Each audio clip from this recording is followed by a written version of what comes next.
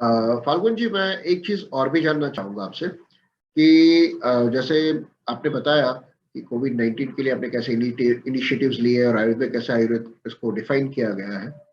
लेकिन मैं आपसे ये जानना चाहता हूँ कि क्या ऐसा कुछ हो सकता है जहाँ पर एक आदमी अपने डे टू डे लाइफ में कुछ बेसिक ऐसी चीजें करे जिसकी वजह से इस इन्फेक्शन को हम लोग अवॉइड कर सके, या यूं कहें कि हमें एक नेचुरल प्रिवेंशन मिले। एज जब हम लोग ये बातचीत कर रहे हैं, आज 3 सितंबर है, यानी हम लोग कोरोना की फर्स्ट वेव मार्च 2020 से देख चुके हैं। सेकेंड वेव अभी अभी अप्रैल 2021 में हम लोग क्रॉस कर चुके हैं, और कहा जा रहा है कि शायद थर्ड वेव भी आएगा।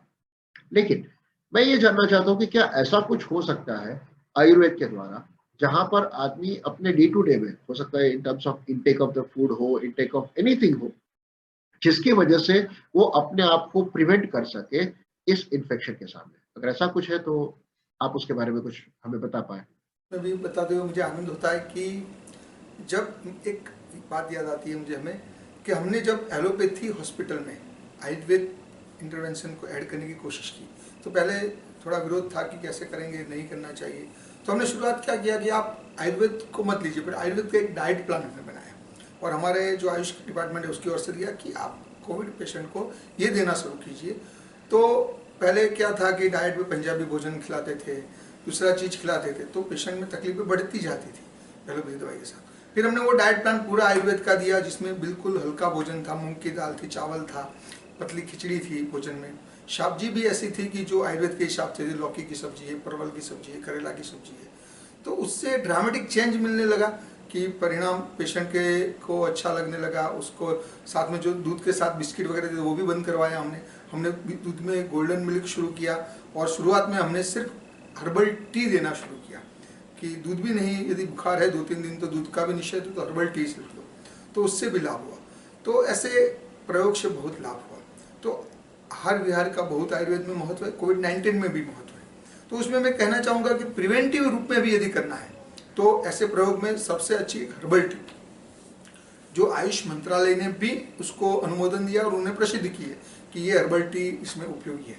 तो बहुत ही सिंपल फॉर्मूला है, आयुष मंत्रालय की वेबसाइट पर भी उपलब्ध है, फिर भी आपको कह देता हूँ कि उसमें 3 मसाले हैं, सौंठ है, काली मिर्च है और जो तज बोलते हैं हम लोग वो है। यानी कि ये 3 चीज़ है। उसके साथ में उसमें हम ऐड करते हैं पुदीना या तुलसी के पान 20 नग और थोड़ा गुड़ आधा चम्मच जितना। उसको हम 2 कप पानी में उबालते हैं, 1 कप जितना बचाते हैं और टेस्ट के लिए काली द्राक्ष या जो मुनक्का द्राक्ष बोलते हैं वो भी डाल देते हैं। फिर उसको छान कर उसमें थोड़ा नींबू भी टेस्ट के लिए डाल देते हैं। तो ये हर्बल टी बहुत ही अच्छा उसका टेस्ट है और बहुत ही उपयोगी है। हर्बल काढ़ा के तरह हर्बल टी आप उपयोग कर सकते हैं, तो उससे बहुत ही अच्छा रेस्पिरेटरी ट्रैक इन्फेक्शन में लाभ मिलता है। तो ये करने जैसा प्रयोग है। मिनिस्ट्री ने कहा है गोल्डन मिल्क की भी बात बताइए, ये भी हमने काफ़ी पेशेंट में दिया। कोविड हो गया, उसके बाद भी पोस्ट कोविड में भी दिया और कोविड के बाद जो खांसी मिटती नहीं थी उसमें भी हमने दिया, तो बहुत अच्छे परिणाम मिले। और जिनको नहीं हुआ था उन लोगों ने भी हमें जाना कि वो लोग भी रेगुलर जो हल्दी वाला दूध पीते थे उनको नहीं हुआ। यानी गोल्डन मिल्क क्या है, हल्दी वाला दूध अपने बरसों से हम लेते हैं उसको। हमारे घर में परंपरागत से हमारी दादी माँ जब हमें खांसी होती थी, कफ होता था तो हमें पिलाते थे।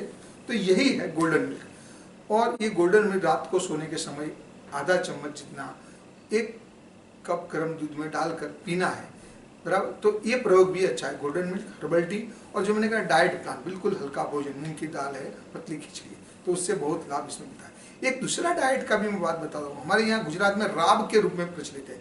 तो ये क्या होता है कि जो बाजरे का लोट होता है उसको हम गाय के घी में थोड़ा सेक देते, भूंज देते, उसमें थोड़ा गुड़ डाल देते, पानी डालते और उसमें अजवाइन वगैरह डालकर उसकी राब बनाते, लिक्विड जैसा बनाते।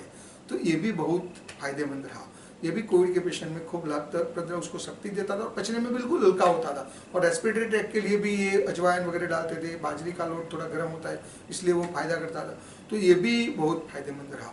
और मैं बताना चाहता हूँ जिनको सूखी खांसी रहती है, कोविड के बाद भी सूखी खांसी काफ़ी समय तक मिटती नहीं, तो ये पेशेंट जब ये लेना शुरू किया तो हफ्ते 10 दिन में इससे ही उनकी सूखी खांसी में फर्क होने लगा।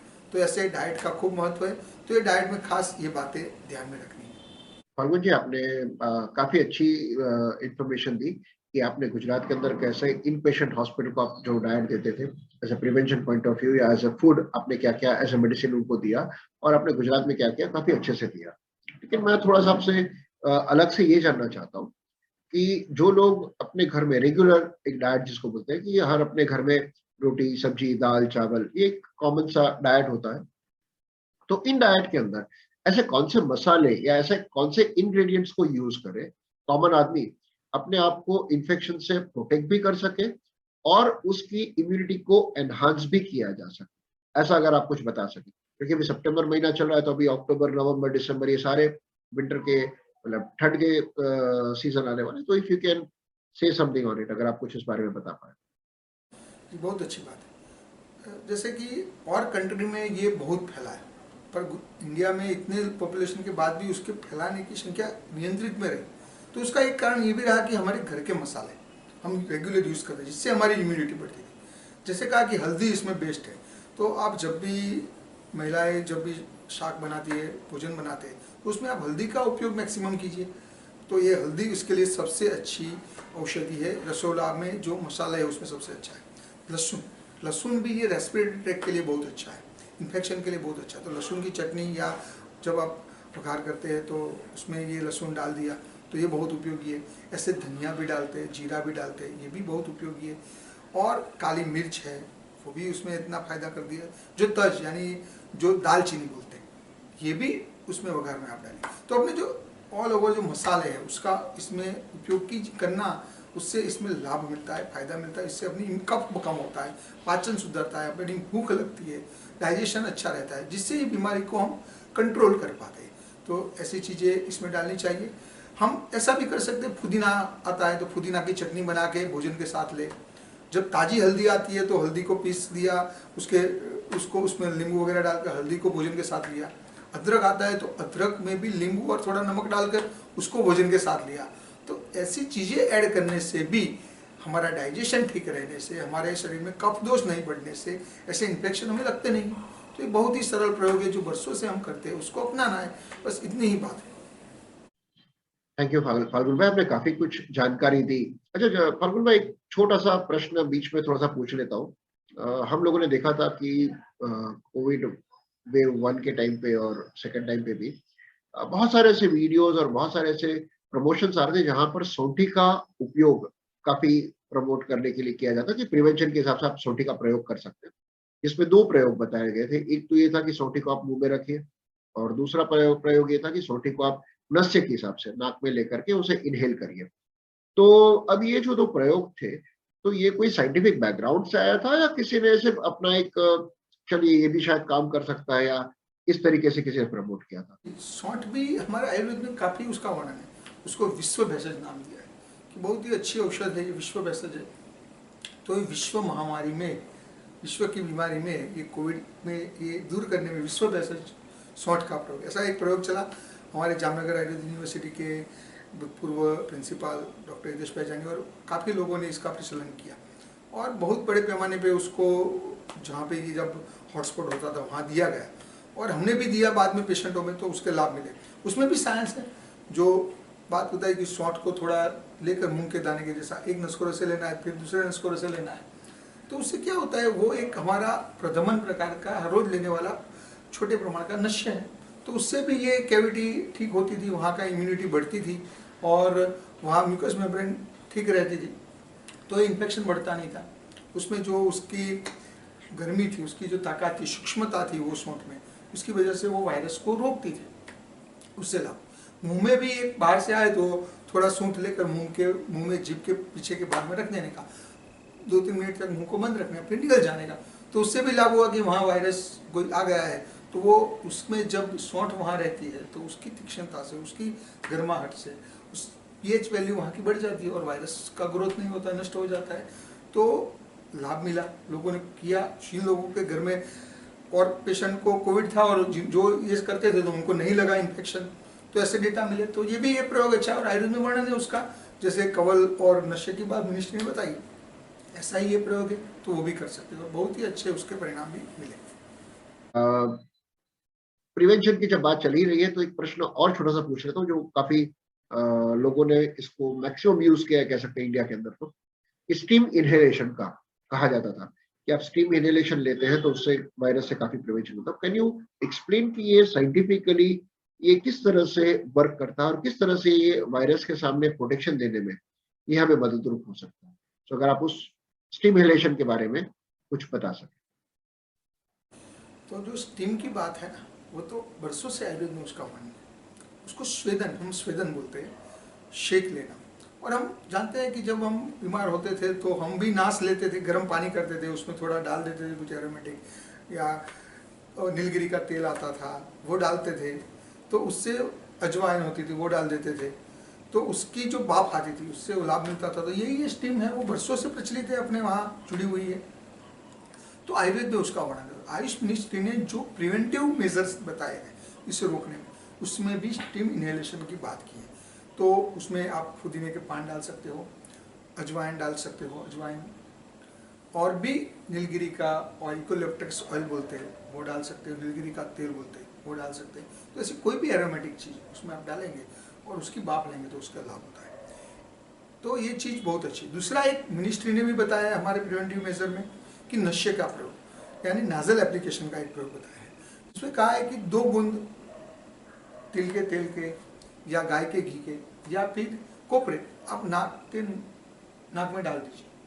कहीं भी बाहर जाते उससे पहले वो डालकर जाइए। इससे क्या होगा कि एक कवच बन जाता है अंदर, तो नाजल कैविटी में वो कवच की वजह से वायरस का ग्रोथ उतना होता नहीं और इन्फेक्शन से हमें रक्षा मिलता है।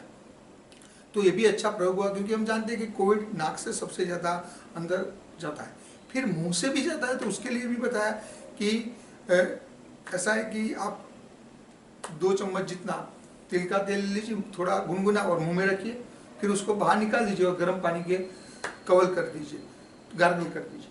तो इससे मुंह की जो कैविटी है अंदर की म्यूकस मेंबर है वो मजबूत होती है, और उसमें भी एक लेयर बन जाता है ऑयल का, तो वहाँ पे भी इसका ग्रोथ नहीं होता वायरस का। तो ये प्रयोग भी उतना ही इफेक्टिव, आयुर्वेद ने उसको कवल के रूप में, गंडूस के रूप में आयुर्वेद में उसका वर्णन है। और वो हर रोज करने की चीज़ बताई, जैसे नाक में डिब्बा डालना है हर रोज कर लेना है, मुँह में ये कवल गंडूस करना हर रोज करना है, तो ऐसी चीज़, तो उससे लाभ होता है। तो ये दोनों बात मिनिस्ट्री ने बताई, इनहेलेशन की भी बात बताई, तो ये बहुत ही उपयोगी है। उसका प्रयोग भी हम यहाँ ऐसा था कि हम लोग भी जब जाते थे कोविड पेशेंट में, हमें तो हॉस्पिटल में जाना होता, कोविड हॉस्पिटल में जाना होता था, तो हम लोग ये प्रयोग करके जाते थे। हम जाते समय थोड़ी ये स्टीम ले लेते थे, फिर नाक में टिपे डाल के जाते, मुंह में वो कवरे कर देते तिल के तेल, फिर बाहर जाते थे, तो हमें डर नहीं रहता था। और आने के बाद भी हम ये प्रयोग फिर से कर लेते थे, तो उससे हमारी इम्यूनिटी बनी रही। और काफ़ी हमारे वैद्य आज भी प्रभावित नहीं हुए उससे, कोविड से बचे, मैं भी बचा, काफ़ी काम किया, फिर भी हमें कोविड नहीं हुआ। तो ये सब चीज़ें इसके साथ जुड़ी हुई, इम्यूनिटी बढ़ाती है और उसका प्रयोग नियमित होना चाहिए। और एक बात गर्म पानी की भी है, हमने यहाँ खूब, गुजरात में तो हमारे टीवी एड में भी काफ़ी हमने उसको प्रचारित किया, और हमारे आईसी के रूप में उसको हमने, जो हमारी सरकार की जो सभी गुजरात की चैनल थी उसमें हमने दिया था कि गर्म पानी पीना, तो लोगों ने गर्म पानी पिया। तो गर्म पानी से एक बात याद आई कि इससे तो बचे कोविड से, पर काफ़ी पेशेंट आए मेरे पास बाद में ओपीडी में जब बैठते थे, तो हर रोज नियमित गर्म पानी पिया, जो 2-3 किलो वेट कम होने लगा। जो ओबेसिटी के पेशेंट थे तो उसको बेनिफिट हुआ, साइड बेनिफिट हुआ। काफ़ी लोगों को साइनस की तकलीफ रहती थी, दर्द होता था साइनस में, स्टीम लेने से, गर्म पानी पीने से। काफ़ी सालों से दवाई खाते थे, बिकता नहीं था, पर 1 महीने रेगुलर ये किया तो उनका साइनस चला गया। काफ़ी पेशेंट का सिर दर्द रहता था, उनको वायु बन जाता था और ऊपर जाकर वो सिर दर्द करता था, तो गर्म पानी और स्टीम लेने से वो वायु कंट्रोल में आने लगा, कफ कंट्रोल में आने लगा, तो उनका सिर दर्द पुराना चला गया। तो ऐसे बहुत, उसके बाद साइड इफेक्ट नहीं, साइड बेनिफिट जो आयुर्वेद की बात है वो हमें मिले, उसके डेटा मिलने लगे।